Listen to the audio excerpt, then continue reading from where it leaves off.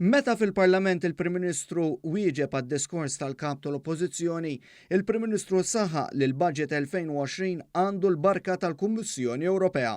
Kull sena nibatu pjan lill-Unjoni Ewropea u l-Ministru tal-Finanzi għadu kif informani illum illi Malta hija waħda minn dawk il-pajjiżi li l-budget tagħna bla tlaqliq ġie approvat mill-Unjoni Ewropea. Il-budget imressaq mill-Gvern għas-sena d-dieħla fih riċiklar pożittiv. Il-Prim Ministru qal dan f'kuntest li preżenta għexieren ta' miżuri li l-poplu issa dara li minn sena l-oħra jiġġeddu biex aktar familji jibbenefikaw.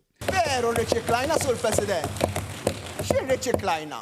Irriċiklajna t-tielet budget bla taxxi. Jekk qed bla taxxi mhux bil-fors irriċiklaw. Irriċiklajna għaliex kull wieħed mill-budgets li għamilna ħallejna effett pożittiv fil-bwiet tal-familji Maltin u Għawċin. Dr. Muscat qal li d-daqs tal-ekonomija Maltija rdoppjat f'dawn l-aħħar 7 snin u laħqet l-14 biljun euro. Spjega kif dan seħ bla qalu l-bżolija tal-ħaddiema Maltin u Għawċin u mhux b'xi fortuna speċjali li laqtet lil gżiritna. Jien onestament ma nafx jekk kienx fortunat, imma l-kap tal-Oppożizzjoni beżżu le biex jispiċċa sitwazzjoni imdawwar grupp parlamentari li iktar ma jafdax milli jafdawh, imma din mhix kwistjoni ta' fortuna, Sur President, hija kwistjoni ta' deċiżjonijiet li nieħdu kuljum aħna bħala tim wieħed maqut. Il-Prim Ministru Joseph Muscat ġab fix-xejn il-kritika tal-kap tal-Oppożizzjoni li skont hu il-Gvern ma ta' xejn lin-nisa. Il-fatt li qal isma' xaru każa m'hemmx parti fil-budget dwar in-nisa. U naħseb hemmhekk titradixxi s-sens ta' kif aħna naraw b'mod differenti l-ugwaljanza. Aħna lina in-nisa mhix sezzjoni ta' dal-pajjiż fejn jkollok xi ħaġa dwar in-nisa, il-budget kollu huwa dwar in-nisa daqskemm huwa dwar l-irġiel. Il-Prim Ministru semma li l-ħaddiema barranin ma żdiedux issa iżda mad-dħul ta' Malta fl-Unjoni Ewropea sal-2012 dawn kibru bi kważi 4 darbit aktar.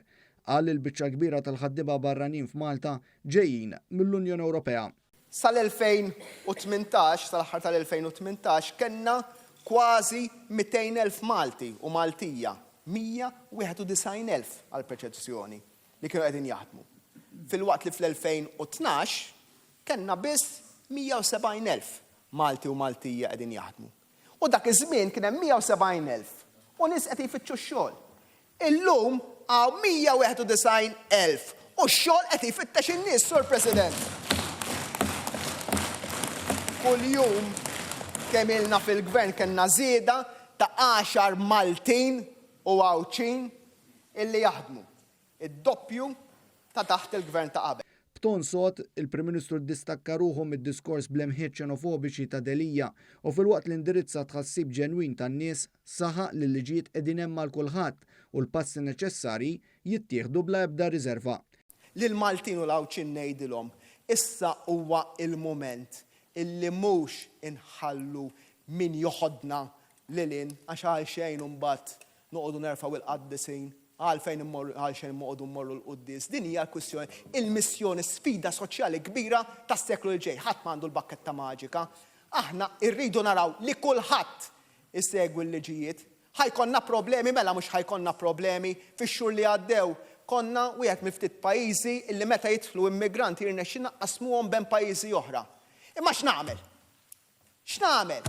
Insaqsikom ta' nsaqsi lil diklom li qed tarani. Insaqsi lil dak il-missier li qed jarani. U m'hemmx għażla hawnhekk. M'hemmx għażla. Jekk ikollok persuna qed tereq f'nofs ta' baħar.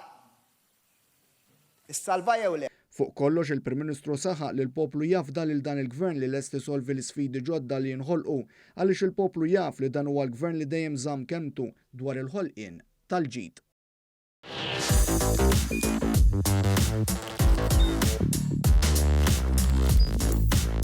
Idħol fuq one.com.mt u hemmhekk tista' tara l-programmi kollha li jxandru fuq One permezz ta' One Play.